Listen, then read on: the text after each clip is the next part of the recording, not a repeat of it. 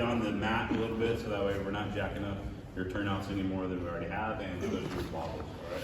So if you look through your ISTA manual, you start looking at drags and carries, and then you look at your capstone testing at the end, it's like 32 pages of different drags, carries. Everything from the, me coming up to the, hey, are you okay? Can you stand up and walk? And then you walk the person out, right? But we don't have enough time to show you everything in that manual. You guys can go back and look at it. But what I will show you is a couple things that I want you guys to do, and then kind of my plan A if a firefighter goes down, right? So, and then we're gonna talk about, you already know what a lunar is, but a pack can, okay? A pack can, and then changing their pack into the harness. I used to teach taking the pack off, what that was, taking the pack off, and then putting a new pack on, like if you were low in air. But in reality, everybody has those air packs with them. You're gonna plug that in. That's gonna be way more efficient than actually taking their pack off in a bad environment and trying to put a new pack on. But the way you would do that would be basically like when you guys do your full removal on yourself, you're just doing that on a firefighter, right? So the last side that comes off is their second stage regulator. The first side that comes on is their second stage regulator. You're putting the pack back on. Okay? All right, so go ahead and lay down. So he's a firefighter that's unconscious, and I find him. He's already given, remember, if you're a firefighter that's down, you are the one that's given a lunar, right? Nobody knows you're missing up until that point. So you give a lunar, that's your mayday, mayday, mayday call, okay? But if I'm a RIC team or I'm searching for a firefighter, I find them, I'm gonna give what's called a PAC can. And the PAC can is, the first three letters are, I wanna find him, I wanna turn off his pass device, okay? So I'm gonna turn that off. You guys should know which button you're pushing and how many times. Okay, next thing I wanna do is take a look at his air, but check to see if he's breathing, right? So what's his air rating in that? And then to see if he's breathing. So I'm listening and I'm checking the seal. If I pull on the seal and I hear that pressure, then I know that he's got air still. And then I'm checking for his level of consciousness. Tula. And see if he's unconscious or his level of consciousness. If he's confused, and maybe I can give him some simple directions and he can just follow me outside the structure. Way better than trying to carry this guy a couple hundred feet, okay? So that's the PAC, P.A.C. Pass, air, and then is airway, okay? And then consciousness, is he conscious? So that's something that you're gonna do as the manipulative side. The second one is the CAN, and you can even see CAAN. So that's your CAN report. That's your rating report that you're gonna give the either RIC group soup or the IC outside, right? And it's your conditions, your actions. The second A would be stand for the air reading that you pick up, and then any additional needs that you have, right? So pretty straightforward. That's gonna be my PAC can, okay? So the conditions are, and this is where you guys kind of use your imagination and make it up. Hey, I found firefighter Tula, right? That's one of my conditions. I'm in this area of the building, it's smoky. I'm gonna be making my way out the alpha side or following the hose line back to the alpha side. I need medical outside, okay? Our air reading is at 1500 and his is at 200. It's hooked up to the RIC pack, right? Kind of make that situation up or that report up based off of what you've done and what conditions you have. Understand? Sure. Okay, so that's the PAC can, so you guys will practice that. The other part is, hey, how do I drag this guy out, right? So if that's my door right there, then it's just brute strength, and I want to make sure I grab the right side and then get him out. So if I grab up high and I'm low and I pull, I'm driving his body down into the ground. So I always want to grab low on that downside. I'm going to grab underneath his head, his shoulder strap, and as I pull up, you see he's already coming up, right? That pack's digging into the ground. But it's dead weight, okay? So if it's hot and you got all this friction on the ground, then I'm gonna fight that friction. But the best way to do that is to grab the strap. Grab that bottom strap. You have your drag device here, right? That's another option for me to grab. That's why they're on your packs, okay? If it's an environment where, yeah, maybe I can stand up a little bit. I'm gonna get him, sit him up, and now I'm gonna cinch down because he's a big boy. So I wanna make sure I get as much gain as I can get him off the ground. And now I'm gonna use my legs, get his ass off the ground. I'm gonna drag him, okay? So me getting his butt off the ground, makes a huge difference. If I'm just in here and I'm feeling all that friction on the ground, okay? Yes, sir. That's plan A for you guys. When we do rig drills tomorrow, that's what I expect you to do, right? I found a down firefighter, I want to get them outside this environment, grab the shoulder strap, and go. You understand? Yes, sir. Okay. I tell everybody that every time, and then they always do the fancier shit, which is like grab the webbing out of their pants, try to tie some knot, try to grab a tool, it's getting in the way, all that stuff. So, if I had an environment where maybe I needed to go over a bunch of high rack storage that had been knocked over, crappy environment. Have you seen the Tarver video yet? The Tarver, no, so you guys will see that tomorrow. The Tarver video, you have all this crap in the way, right? And you're deep inside of the building. Well, then we kind of need to come up with a rescue plan. And what are we going to do with our rescue plan? Well, maybe that's the time where I get multiple people to help. I grab webbing and I strap his legs together.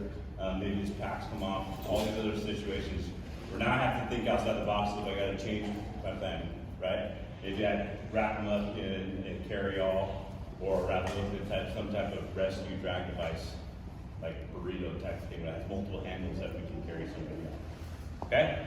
Yes, sir. All right. So I showed you one rescue, right? We're grabbing that shoulder strap, we're staying low, and we're pulling him. And I had that drag device, 2 rescuers. The rescuer. So if we're in an area where we can stand up, even better. We're going to oppose each other. Come in here, and now we're going to. Okay. If it's low, same thing.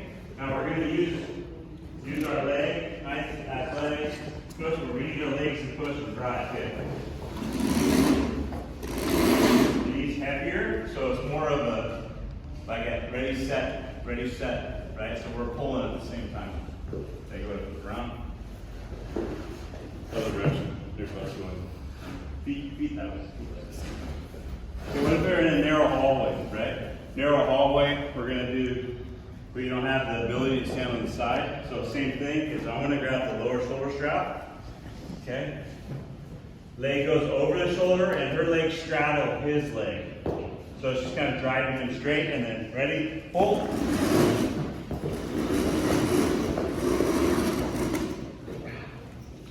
Okay, so Chief's driving while I'm pulling, and we're kind of going in that straight line. Okay, that's how we're working together. You could throw 3 people in here. You could throw 4 people in and cut out webbing. You see when you get webbing. You have all your webbing tied already with the loop on. Webbing is a great tool. I'm not saying it's not a good tool. But there's a time and place for it. If I got to go outside that door, just start getting the rescue going, okay? I can come up underneath his legs.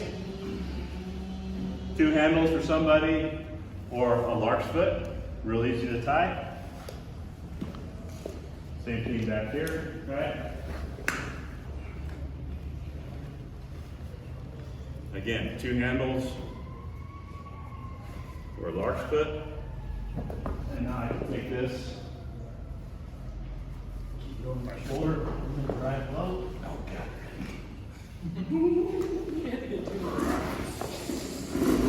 Alright. You gonna walk with him? You gonna walk with him? No, in front. Walk with me. Alright, so the webbing works too, right? Couple more things, and then we'll get to drop. Tools work. Kind of gets cumbersome, but you can feed this through his pack, the back of his pack here. Okay. And now we have something to lift him up, his butt out. This works great if somebody's fallen in a hole and they're halfway through, right? We can take this. If they're wedged in a hole, well, we don't want to stand right next to them.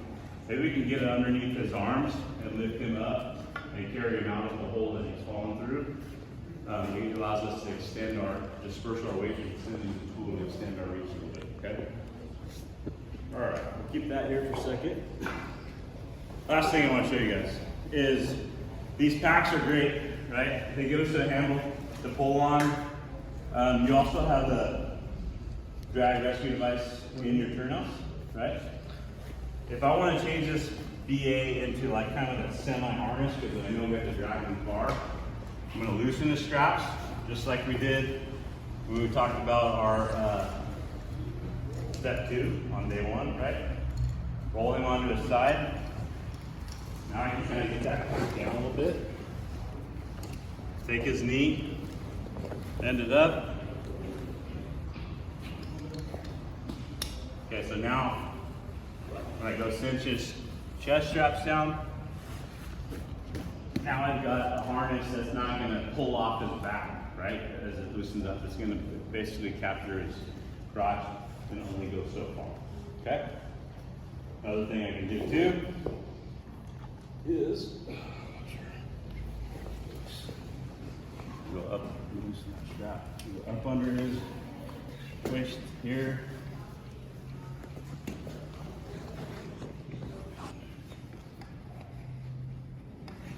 Or just take it down. Yeah.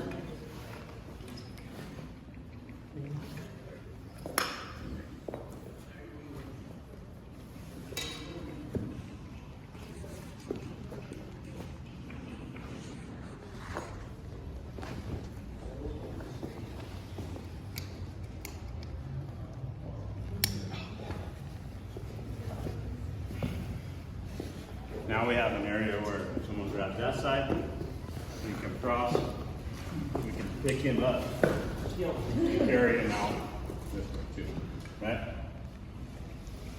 These are all things that will work based off of whatever situation you have. But what I tell you is the primary plan, Get them out of there as fast as possible. grab a shoulder strap, bottom side, and then go, okay? Get 2 people.